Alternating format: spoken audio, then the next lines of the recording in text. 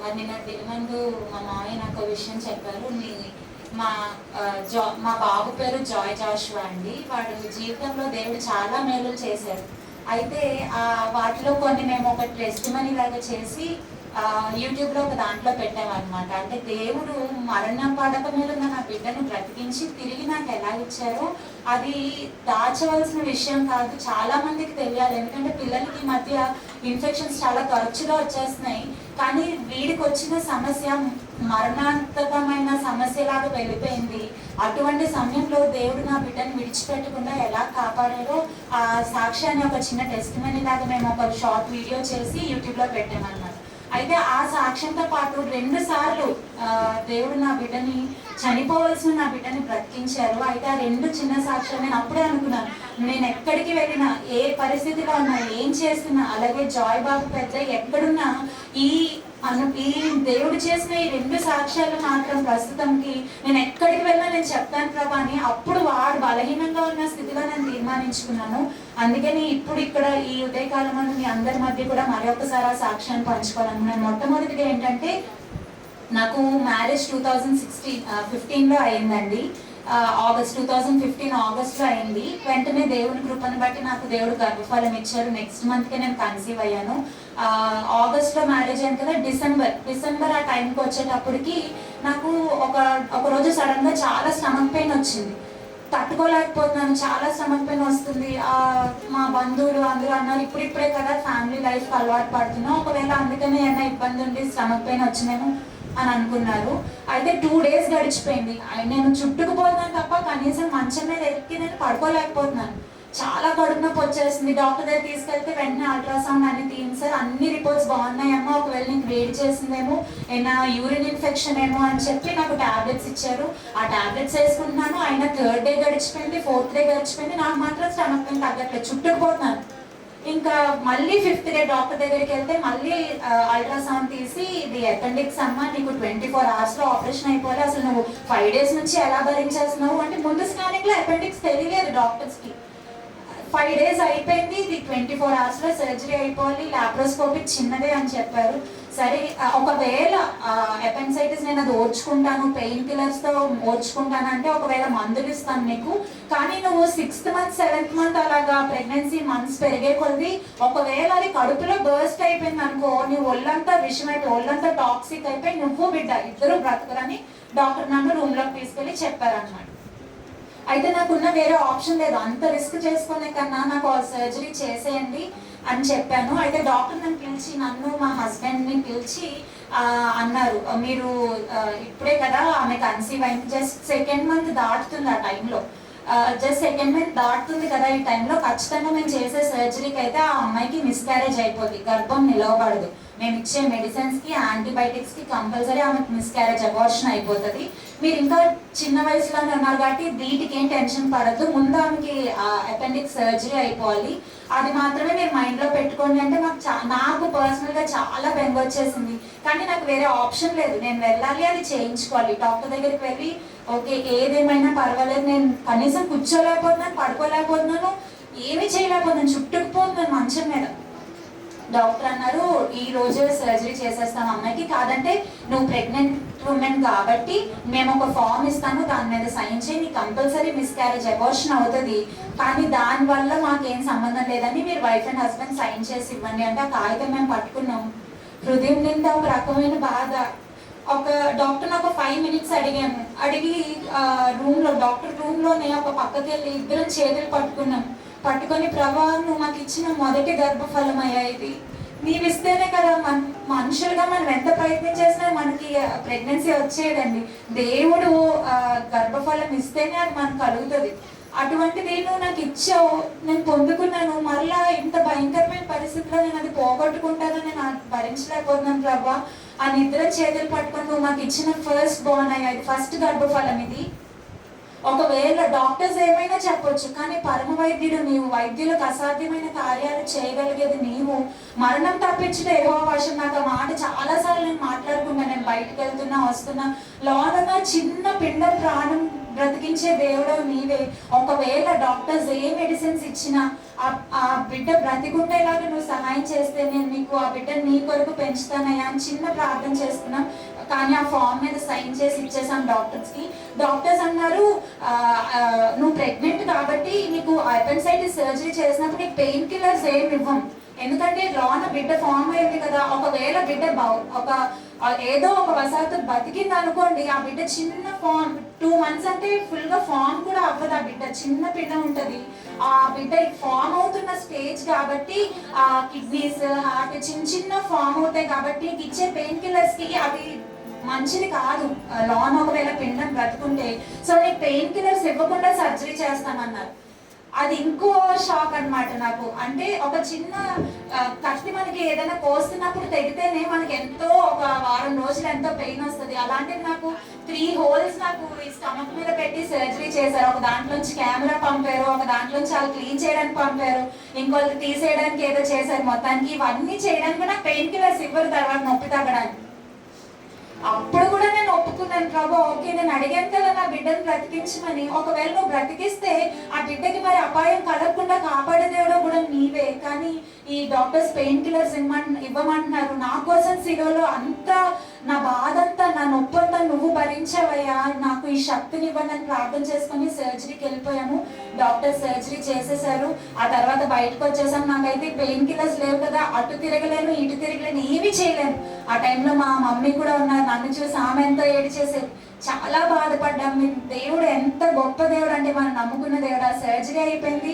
ఆ తర్వాత 9 months గడిచిపోయి బిడ్డ చక్కగా ఎదిగాడు, అన్ని అవయవాలు ఫామ్ అయిపోయి 9th month అయ్యాక నాకు నార్మల్ డెలివరీతో దేవుడు నాకు అదిగా బాబుని అనుగ్రహించారు. రాడి జాయ్ భాష అంత గొప్ప దేవుడు. అది అయిపోయింది. నేను అప్పుడే అనుకున్నాను, అంటే ఒక చనిపోవాల్సిన పిండాన్ని దేవుడు నాకు ఒక బిడ్డగా తయారు చేసి ఆ బిడ్డని దేవుడు నాకు అనుగ్రహించాడు. అది మొదటి సాక్ష్యం. అయితే రెండవది, ఆ తర్వాత పిల్లలుగా సహజంగా వచ్చే జ్వరాలు, ఇన్ఫెక్షన్స్, ఫ్లూస్ అన్నిట్లోంచి కూడా దేవుడు అనేక సార్లు మా బాబుని స్వస్థపరిచారు. అయితే లాస్ట్ ఇయర్ బిడ్డ LKG చదువుతున్నాడండి టింప్నీ స్కూల్లో. 2020వ సంవత్సరం ఫిబ్రవరి నెల. వాడికి LKG అంతా అయిపోయి ఫిబ్రవరి అయిపోతుందంటే ఇంకా నెక్స్ట్ 28వ తారీఖు నుంచి ఎగ్జామ్స్, వాడికి LKG ఎగ్జామ్స్. వాడు చక్కగా స్కూల్కి వెళ్తున్నాడు, వస్తున్నాడు. 25వ తారీఖున కరెక్ట్ గా వాడికి ఒకరోజు జ్వరం వచ్చింది. సాధారణంగా నిద్ర లేచే టైంకి పిల్లలకు జ్వరం వస్తే 3 రోజులు జ్వరం మంది వేసేటప్పటికి అది తగ్గిపోతుంది. ఇప్పుడు అలాగే తగ్గిపోయేది. మేము అలాగే అనుకున్నాము, తగ్గిపోతుంది అనుకున్నాం. కానీ ఎందుకైనా మంచిగా ఎగ్జామ్స్ వస్తున్నాయి కదా అని ఆ రోజు డాక్టర్ తీసుకెళ్ళిపోతే మామూలు ఫీవర్ ఏనమ్మా మొత్తం చెక్ చేశారు. చెక్ చేసి మామూలు ఫీవరే, 3 days సిరప్ వేసి ఇంటికి తగ్గకపోతే అప్పుడు తీసుకొని నేను యాంటీబయాటిక్ ఇద్దాంలేండి అన్నారు. 3 days సిరప్ వేస్తున్నాను కానీ అది ఎవ్రీ 6th hour పిల్లలకి జ్వరం పెరిగిపోతుంది కదా. వీడికి ఎవ్రీ 4th hour 105, 106 జ్వరం పెరిగిపోతానే ఉంది. అంత హై టెంపరేచర్ తట్టుకోవడానికి మళ్ళీ ఒకవేళ పిల్లలకి ఫిట్స్ వచ్చేస్తుందేమో ఫిట్ మందు కూడా వేస్తున్నాం. ఏం చేసినా 4 గంటలు వచ్చేప్పటికి జ్వరం వచ్చేస్తుంది. 2వ రోజు వెంటనే డాక్టర్ దగ్గర పట్టుకెళ్ళిపోయింది. 3 రోజులు అవ్వాలి కదమ్మా, తడి బట్ట పెడతా ఉన్నాను డాక్టర్ మమ్మల్ని తిట్టి మళ్ళీ పంపించేశారు. 3వ రోజుకి ఆ 3 రోజుల్లో ఏం జరుగుతుందంటే బిడ్డ ఆహారం తీసుకోవట్లేదు మా బాబు, కానీ బల్జ్ అయిపోతున్నాడు. వాటర్ పట్టేసినట్టు ఇలా ఉబ్బిపోతున్నాడు. ఏంటి ఆహారం తినట్లేదు కదా, ఎందుకు బల్జ్ అయిపోతున్నాడు అనుకున్నాం. అయినా సరే ఏమో జ్వరం వచ్చింది కదా అనుకుని 3వ రోజు అయిపోయి తీసుకెళ్తే ఏం తగ్గలేదంటే ఒక యాంటీబయాటిక్ ఇచ్చారు. యాంటీబయాటిక్ వేసి ఇంకో 2 రోజులు ఉంచమన్నారు. 2 రోజులు ఉంచాను. 5 రోజులు అయిపోయింది, జ్వరం తగ్గట్లేదు. ప్రతి 4 గంటలకి 105 పైనే జ్వరం వచ్చేస్తుంది. అటువంటి సమయంలో మళ్ళీ ఐదో రోజు అయిపోతుందంటే ఆ రోజు కూడా ఇలాగా మార్చి నెల మొదటి ఆదివారం 5వ రోజు అండి.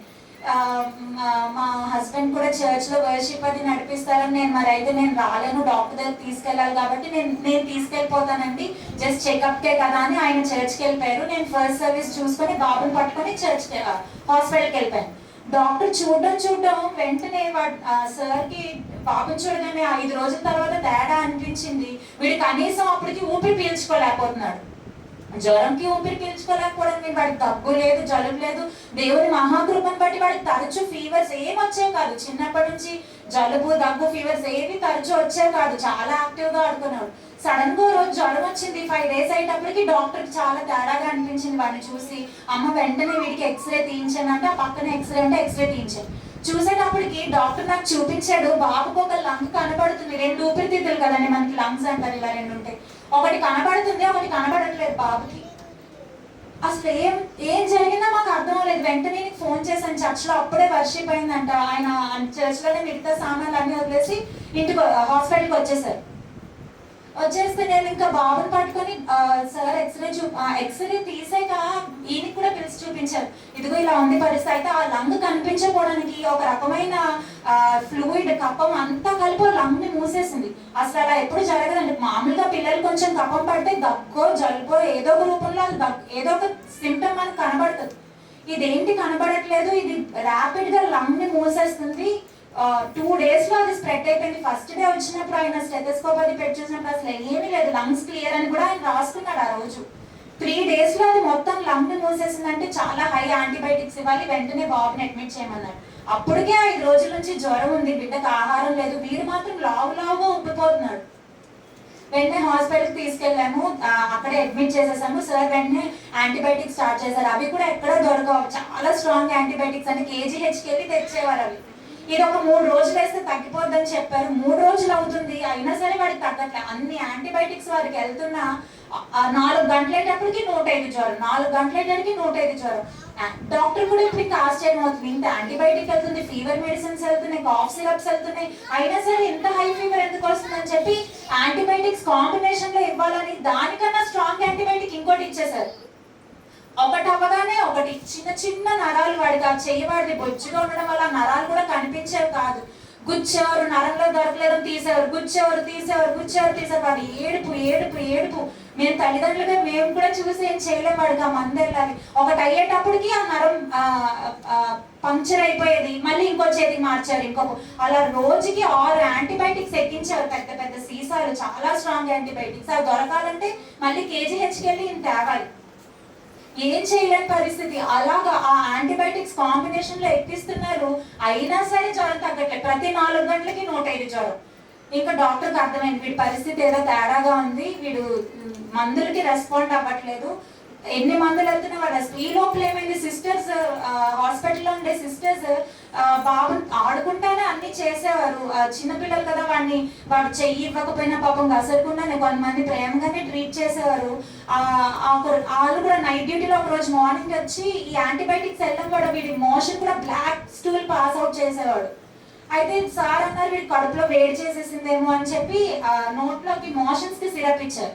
ఒక రోజు సిస్టర్ మార్నింగ్ వచ్చి ఆ నోట్లోకి వేసే సిరప్ వీడికి యాంటీబయాటిక్ ఇంజెక్షన్ వేయడానికి ఆవిడ లోడ్ చేసేసుకొని ఆడికి గుచ్చేస్తుంది. మేము మార్నింగ్ 5 o'clock నిద్ర లేచాం కదా, వాడిని పట్టుకొని మాకు అర్థం అవ్వలేదు. మా అత్తగారు ఎందుకో బైబిల్ చదువుకుంటూ ఆవిడకి ఏం తెలీదు, అమ్మ అది బాబుకి నోట్లో వేస్తున్నట్టున్నారు, ఆశ చూడమ్మా ఇంజెక్షన్ ఎక్కిస్తున్నారు అన్నారు. ఇంకా మేము చూసి ఇంకా ఏమన్నారు, ఒకవేళ బాబుకి ఆ నోట్లో వెళ్ళేది బ్లడ్ లో ఆ వెయిన్స్ లో నుంచి వెళ్ళిపోయి ఉంటే అది ఇంకా ప్రమాదం. సరే ఈ మందులకు కూడా తగ్గట్లేదు. అయితే డాక్టర్ ప్రిస్క్రిప్షన్ రాసి వెళ్ళిపోతారు. మనం అక్కడ జాయిన్ అయినప్పుడు మనకి ఏం చెప్పరు, సిస్టర్స్ కి అన్ని చెప్తారు. అయితే 2 యాంటీబయాటిక్స్ తో పాటు ఇంకో మందు ఏదో ఏమన్నారంటే ఆవిడ అది మర్చిపోయింది, ఈ మందులు వెళ్తున్నాయి దాని కాంబినేషన్ లో అది వెళ్ళట్లేదు. 5 days చెప్పినా ఆ మందు వెళ్ళలేదు. ఇవన్నీ నాకు అప్పుడు అనిపించింది, ఒక బలహీనత రావడం ఒక ఎత్తు అయితే దుష్టుడు ఒకదాని మీద ఒకటి వాడికి అపాయం కలగజేయడానికి, వాడి ప్రాణానికి అపాయం కలగజేయడానికి చూస్తున్నాడని మాకు అర్థమైంది. మా సంకాపర్ గారిని పిలుచుకొని ఆయన ప్రార్థన చేశారు. ఆయన కూడా బాబు పరిస్థితి చూసి చాలా భయపడిపోయారు. వీళ్ళకి ఏదో చాలా భయం, కొంచెం పరిస్థితి విషమంగానే ఉందని భయపడ్డారు. ఆయన ప్రార్థన చేసి వెళ్ళిపోయారు. ఆ తర్వాత ఇంకా సార్ అన్నారు, ఇంకా చివరి మెడిసిన్ ఒక ట్రై చేద్దామమ్మా, దీనికి లొంగకపోతే మీరు ఇంకేదైనా హాస్పిటల్కి తీసుకెళ్ళిపోండి, ఇక్కడ ఉంచకూడదని చెప్పారు. అయితే అదేంటి, అది ఓన్లీ పెద్ద డోసు దొరుకుతుందంట. అది ఇంకో బాటిల్లోకి 10 ml తీసుకొని ఆ 10 ml మాత్రమే బాబులోకి ఎక్కాలి. 10 ml కన్నా ఇంకొక 5-6 ml ఎక్కువ వెళ్ళిందా అది డైరెక్ట్ గా హార్ట్కి వెళ్ళిపోయి హార్ట్ ఆన్ స్పాట్ ఆగిపోద్ది. అందుకనే ఈ సీసాలో నుంచి ఇంకో సీసాలోకి ట్రాన్స్ఫర్ అయ్యి అందులో నుంచి బాబుకి వెళ్ళాలి. అప్పటికి వాడికి 3.5 సంవత్సరాలండి. చిన్న బాబుకి ఇన్ని గొట్టాలు, ఇన్ని మందులు ఏమీ లేకుండా ఒక రాత్రి ఒక జ్వరం వచ్చినందుకు. అయితే ఇన్ని గొట్టాలు ఆ రోజు ఆ ఫస్ట్ మెడిసిన్ ఎక్కిస్తున్నప్పుడు ఒక డాక్టర్ని కూర్చొని, సిస్టర్లు అయితే ఒకవేళ తప్పు చేస్తారేమో అని అందులోంచి ఒక 5% ఒక 5 ml ఎక్కువ వెళ్ళినా సరే బాబు ప్రాణానికే ప్రమాదం అని ఆ మందు ఎక్కే వరకు డాక్టర్ని కూర్చోబెట్టారు. ఒక సిస్టర్ ఉంటే తప్పు చేసేస్తారేమో అని డాక్టర్ భయానికి. అయితే ఫస్ట్ డే డాక్టర్ కూర్చుని కరెక్ట్ గా 10 ml ఎక్కించారు. నైట్ మళ్ళీ అదే డోస్ ఎక్కించినప్పుడు ఆ సీసా, ఫస్ట్ సీసా ఇలా పెట్టాలి, సెకండ్ సీసా ఇలా పెట్టి దాని మీద రీడింగ్స్ ఉంటాయి కదండి. ఇటు నుంచి చూస్తే 10 ml, ఇటు తిప్పితే ఏమవుతుంది 90 ml అయ్యింది. సిస్టర్ ఫస్ట్ డే డాక్టర్ అన్ని కూర్చొని ఉన్నారు కదా, సెకండ్ డే సిస్టర్ అన్ని చెప్పి ఇది చాలా డేంజరస్ మెడిసిన్, బాబుకు ఒక 5 ml ఎక్కువ వెళ్ళినా బాబు ప్రాణానికే ప్రమాదం, డైరెక్ట్ గా హార్ట్ మీద చూపిస్తుంది, అంత హై డోస్ రాశారు డాక్టర్ గారు, నువ్వు అది అయిపోయే వరకు కదలకు, ఎందుకంటే అది అయిపోయి టైంకి సిస్టర్ వచ్చి అది ఆపలేకపోతే మందు బాబులోకి వెళ్ళిపోద్ది కదా, అందుకని అది ఆపొద్దమ్మా అని చెప్పి నువ్వు ఇక్కడే ఉండని చెప్పారు. ఆవిడ ఏం చేసింది, అంతా అక్కడే కూర్చుంది, కానీ ఆ సీసా ఇలా పెడితే 10 ml బదులు ఇలా పెట్టి ఎక్కించింది. అది నమ్మరు, 50-60 ml 10 ml ఎక్కాల్సింది 60 ml బిడ్డ శరీరంలోకి ఎక్కిపోయింది అది. అప్పుడు మా హస్బెండ్ కి డౌట్ వచ్చింది, నిన్న ఒక అరగంటలో అయిపోయింది, ఇవాళ 50 minutes 1 hour అయిపోతుంది, ఇది అవ్వట్లేదేంటి అని సీసాను చూసారు. అప్పుడు పైగా అదేంటి, ఆ సీసా పెట్టి దాని మీద గుడ్డ కప్పాలి, దాని మీద సన్లైట్ పడినా ఆ మందులో కెమికల్స్ మారిపోయి రియాక్షన్ మారిపోద్దంట, అందుకని ఆ సీసా పెట్టేసి ఆవిడ గుడ్డ కట్టేసి వెళ్ళిపోయింది. మేము కూడా చూసుకోలేదు అప్పుడు ఆవిడ ఎటు పెట్టిందో సీసా. వెంటనే ఈయన వెళ్ళి సిస్టర్ చెప్తే, మేడం చాలా సేపు అయిందంటే నేను స్లోగా పెట్టానండి అని ఆవిడ కొంచెం కేర్లెస్ గానే చెప్పారు. సిస్టర్ వచ్చి చూసేటప్పటికి ఈయన గుడ్డిప్పి చూస్తే అది రివర్స్ ఉంది సీసా, ఇంత 60 ml వెళ్ళిపోయిందని మాకు ఇంకా అర్థమైపోయింది. డాక్టర్ ఆ రోజు మరీ చెప్పారు, ఒక 5 ml ఎక్కువ వెళ్ళినా బిడ్డ ప్రాణానికి ప్రమాదం అని. మాకు అది చెప్పినందుకు చాలా భయం వేసేసింది. డాక్టర్ ఆ సిస్టర్ పిలిచి చెప్తే, ఏం అవ్వదండి, ఒకసారి ఒక 5-6 ml అట్టెట్ వెళ్తుంది, ఏం పర్వాలేదు అంటే. మాకు ఇంకా భయం వేసి వెంటనే కింద డ్యూటీ డాక్టర్ ఉంటే వెళ్ళి కంప్లైంట్ చేశాం. ఇంకా ఎందుకంటే ఆ డాక్టర్ ఇంకో విషయం చెప్పారు, దాంట్లో 5-10 ml ఎక్కువ వెళ్ళినా ఆ హార్ట్ కి ట్రీట్ చేయడానికి హాస్పిటల్లో ఏం లేదు, వెంటనే పట్టుకొని అపోలోకి ఎక్కడికో వెళ్ళిపోవాలి, మాకు ఇంకా వేరే ఆప్షన్ లేదు. అప్పటికి మాకు అర్థమైపోయింది, ఒక 10 ml వెళ్ళాల్సింది ఒక 40-50 ml ఎక్కువ వెళ్ళిపోయింది. బిడ్డ ఎలా ఉంటాడో తెలియదు. ఈ లోపల డాక్టర్ ఈవినింగ్ వస్తారు, ఈ లోపల డ్యూటీ డాక్టర్స్ అందరూ కంగారు అయిపోతున్నారు. మాకు చేయడానికి ఏం లేదు, ఇంకా బిడ్డను పట్టుకొని ఏడుస్తాను, బిడ్డను బ్రతికించేసి అని ఏడుస్తానే ఉన్నాం మేమిద్దరం. మా అత్తగారు మామగారు కూడా మాతోనే ఉన్నారు. ఇలా ఎక్కువ వెళ్ళిపోయిందంటే ఆవిడకి ఆ సిస్టర్ మాకు కనపడలేదు, ఇంకా హాస్పిటల్ ఎక్కడికి వెళ్ళారో ఆ రోజంతా మాకు కనపడలేదు.